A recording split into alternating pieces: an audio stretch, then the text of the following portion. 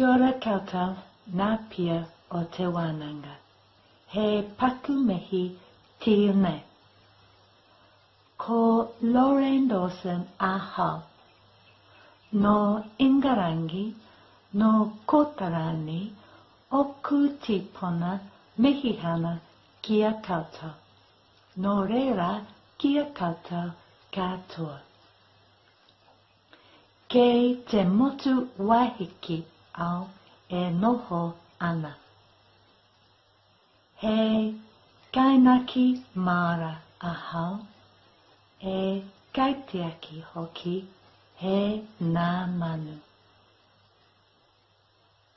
Ko te mea pai ki ahau, te ako te reo Māori, he waiata me nā karakia. E tiene wā, at present, I am renovating a fiberglass canoe. And I have just attended the Native Bird 101, a class in learning how to care for injured native birds. Nō reira, tēnā koutou katoa.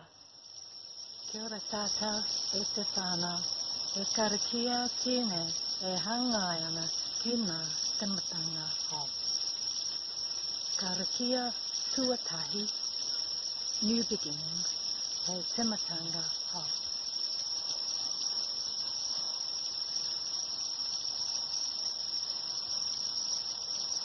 Ko te pū, te more, te weu, te aka, te rea.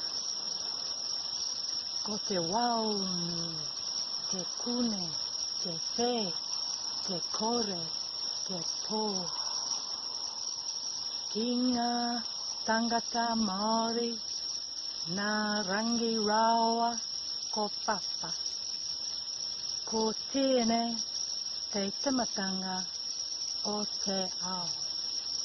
Ko tēnei, te tematanga o te ao.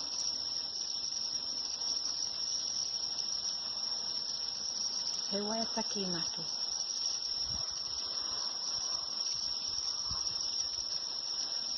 Ko te pū, te more, te weu, te aka, te rea. Ko te waunui, te kune, te whē, te kore, te pō.